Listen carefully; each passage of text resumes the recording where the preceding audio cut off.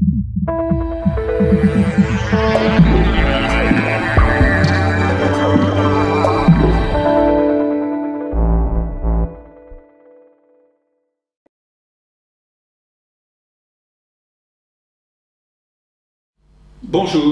dans la série nouvelle saison de la bibliothèque, je vais vous présenter aujourd'hui 3 livres qui ont pour particularité de traiter en fait de la TOC et des ventes, Sales, la solution TOC pour les ventes.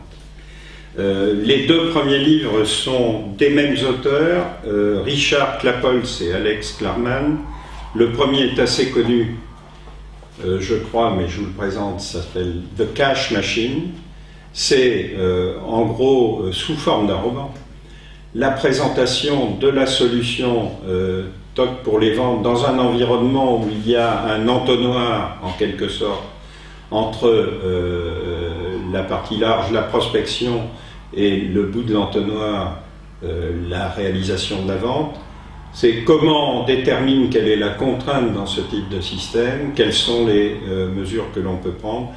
C'est assez bien fait, c'est facile à lire, je vous le recommande. Il a eu une suite, quelques années plus tard, récemment, qui s'appelle Release the Hostage, et qui est aussi un roman, et qui en fait présente la solution TOC pour les services support aux clients, Customer Support Management. En fait, le roman est l'histoire d'une entreprise qui a un service d'assistance à ses clients qui ne marche pas très bien et qui, par le biais de l'analyse à travers les outils de la théorie des contraintes, va amener les dirigeants à aller plus loin, c'est-à-dire à offrir ces services à des gens qui ne sont pas forcément leurs clients. C'est assez intéressant aussi à lire. Le 3e livre que je vous présente n'est pas un livre. En fait, c'est un échantillon. Il s'appelle The Machine. Il contient, ce petit bouquin, les 3 premiers chapitres d'un livre qu'est en train de rédiger Justin Hofmarsh, qui anime la compagnie Ballistics. On peut l'obtenir, ce livre, avec un DVD derrière, sur lequel il y a un certain nombre de bonus offerts par Justin Hofmarsh. On peut l'obtenir en donnant un lien vers le site Ballistics qui appartient à Justin. Il vous l'envoie gratuitement, donc c'est assez sympa.